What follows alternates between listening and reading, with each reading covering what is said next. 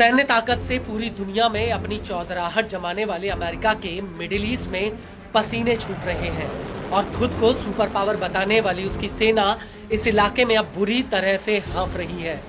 America के लिए middle east एक ऐसी जगह बन गया है जहां पर हर रोज उसकी साख को पलीता लग रहा है और ये कोई और नहीं बल्कि यमन का छोटा सा प्रतिरोधी समूह हूती कर रहा है। अकेले हूती ने लाल सागर से लेकर अरब सागर तक अमेरिकी सेना को घेर रखा है और इस इलाके में अमेरिकी सेना के ऊपर कब हूती के ड्रोन और मिसाइल आकर गिरेंगे ये खुद अमेरिका तक को नहीं पता। तमाम मॉडर्न टेक्नोलॉजी से लैस होने के बावजूद अमेरिकी युद्धपोत लाल सागर में हूती पर काबू पाने में पूरी तरह से नाकाम रहे हैं। उल्टा हूती पूरी ताकत से अमेरिकी सेना के ऊपर बमबारी कर रहा है। लेकिन अब ऐसा लग रहा है कि अमेरिका लगातार अपनी नाक बचाने के लिए पूरी दुनिया से झूठ बोल रहा है और वो झूठ मिडिल ईस्ट में हो रही उसकी दुर्गति का है जिसे अमेरिका बार बार छिपाने की कोशिश कर रहा है। दरअसल अब अमेरिका का एक बहुत बड़ा झूठ सामने आया है। वो ये है कि अमेरिका ने कहा था कि लाल सागर में उसके युद्धपोत ने गलती से अमेरिकी सेना के F-18 लड़ाकू जेट्स को मार गिराया था।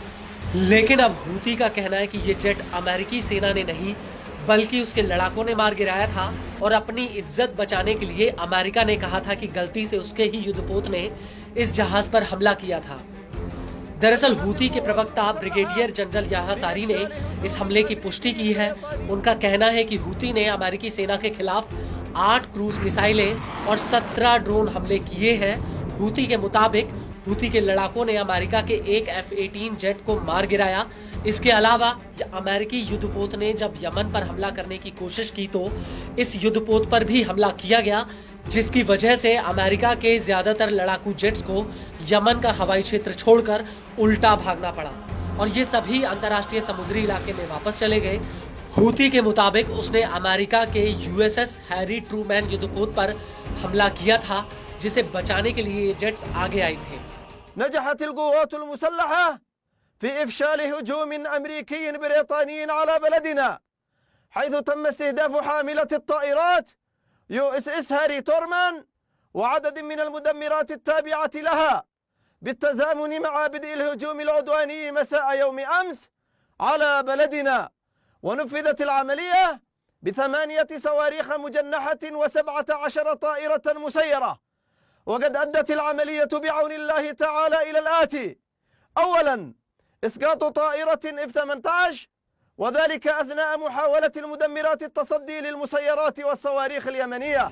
आपको बता दें कि हूती का ये भी कहना है कि उसने USS हैरी एस ट्रूमैन पर कई हमले किए जिसकी वजह से उसे वापस लाल सागर के उत्तरी इलाके में अपनी पुरानी लोकेशन पर लौटना पड़ा। हूती का कहना है कि उसके लड़ाकों ने अमेरिका और ब्रिटेन के हमलों को पूरी तरह से नाकाम कर दिया और अगर भविष्य में यमन के ऊपर हमला दोबारा होता है तो वो इसका पूरी ताकत से जवाब देने के लिए तैयार है।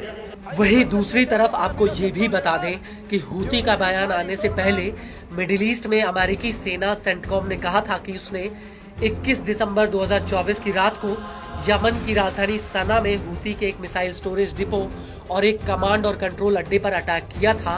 अमेरिकी सेना का कहना था कि यह हमला हूती की दक्षिणी लाल सागर, बाब अल मंदेब और अदन की खाड़ी में अमेरिकी नौसेना और मालवाहक जहाजों पर हमला करने की ताकत को कम करने के लिए किया गया था। इस सब के बीच आपको ये भी बता दें कि हूती के हमलों को लेकर इजराइल के PM नेतन्याहू का एक बहुत बड़ा बयान आया है। नेतन्याहू ने अपने बयान में कहा कि मिडिल ईस्ट में जो हाल उन्होंने दूसरे आतंकी संगठनों का किया है वही हाल वो हूती का भी करेंगे भले ही इसमें समय क्यों न लगे। כפי שפעלנו בעוצמה נגד זרועות הטרור של ציר הרשע של איראן, כך נפעל נגד החות'ים. רק שבמקרה הזה אנחנו לא פועלים לבד.